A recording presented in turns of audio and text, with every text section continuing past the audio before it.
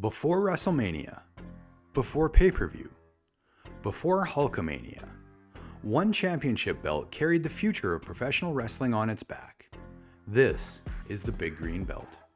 If you're new to the channel, I'm Adam, and this is Old School Rules.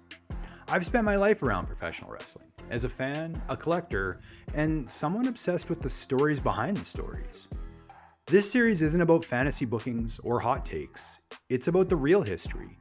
Why these belts existed, who they were meant for, and how they changed the world of professional wrestling. And this one right here, it might be the most important of them all, even if you barely remember it. To understand the Big Green Belt, you have to go back before national television, before Hulkamania, back to a time when the WWF didn't even fully exist yet. Long before Hulk Hogan, before national expansion, before the WWF was a global empire. Professional wrestling wasn't built on spectacle, it was built on credibility. In the late 1970s, the World Wrestling Federation, still officially the Worldwide Wrestling Federation, was a regional territory, and its champion was Bob Backlund. Backlund wasn't flashy, he wasn't brash, he wasn't outspoken. He was a throwback prototype, a legitimate, conditioned, believable, all-American champion.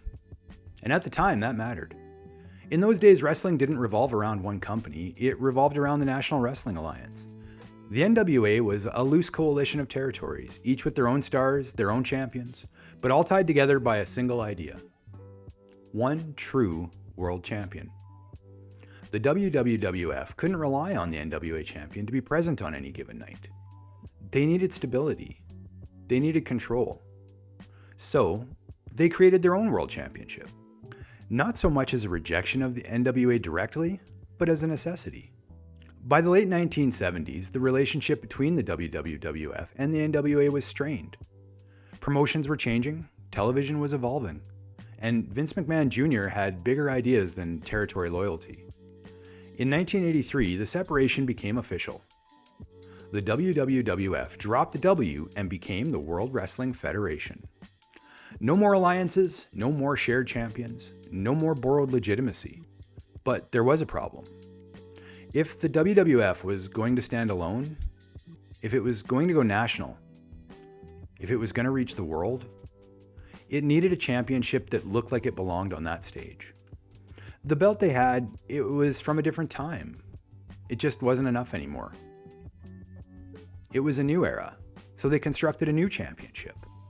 A belt designed not just to crown a champion, but bold enough to carry an entire company across the country and into the future. Championship belts weren't always designed to be iconic. For decades, they were functional, simple, interchangeable. But the WWF wasn't trying to blend in anymore. This new championship, it had a job to do. It needed to look legitimate to traditional fans, but also larger than life to a national television audience. It had to work in small town arenas and under the bright lights of Madison Square Garden. So instead of just going bigger with gold, they went green.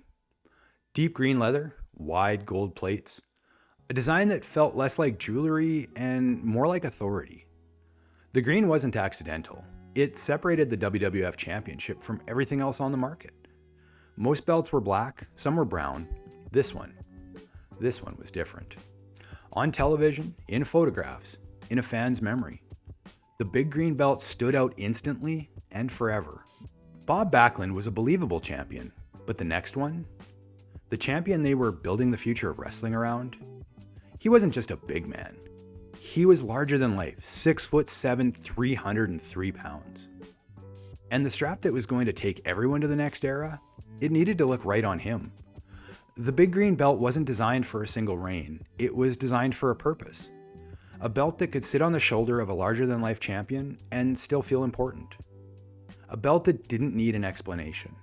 By the time the belt was ready, the company was ready. And the next champion was about to change everything. But before the new hero could win the championship, there was business to take care of. The new hero couldn't take the title from the old hero. That's not how wrestling worked. So Vince McMahon Jr. made a calculated decision. He needed a villain, and not just any villain, one that felt real. In late 1983, America was still reeling from the Iran hostage crisis. And Vince understood something crucial. If you wanted to make a hero, you first needed a villain the audience needed to see defeated. Enter the Iron Sheik. A legitimate tough guy that fans loathed, an Olympic caliber wrestler. The perfect antagonist for an all-American hero. On December 26, 1983, Bob Backlund lost the championship. Locked in the camel clutch in the middle of the ring, Backlund would never surrender. He would never quit. So his manager had to do it for him. The legendary Arnold Skaaland threw in the towel, handing the big green belt to the first and only Iranian-born world champion. The villain had the belt, and now the hero could take it. January 23rd, 1984, Madison Square Garden. What happened next wasn't just a title change, it was a handoff. It was the beginning of a new era, the golden era. From the old world to the one that was coming. Hulk Hogan. Larger than life, unmistakable, impossible to ignore. He didn't just look like a champion, he looked like the future. This is where the big green belt did its most important work. Because when Hogan won the championship, the belt didn't feel small on him. It felt inevitable. The green strap, the wide gold plates, they framed him. On magazine covers, on television, in every fan's memory. This wasn't just a championship anymore. It was a signal. A signal that the WWF was done being regional. Done borrowing credibility. Done playing small. With that belt on his shoulder, Hogan went national, then global, and the big green belt started it all. It wouldn't last forever. In fact, it would only ever have 3 owners: Bob Backlund, the Iron Sheik, and the immortal Hulk Hogan. Big green isn't the most well-known belt in the wrestling world, but this one, this big green belt, this was the one that carried wrestling into the modern era. Before WrestleMania, before pay-per-view, before Hulkamania, there was a belt that built the future. I hope you enjoyed this video. This is what we do here, so hit that like button and make sure you subscribe to see more real history, real artifacts, and the stories behind the stories. I'm Adam, and this is Old School Rules.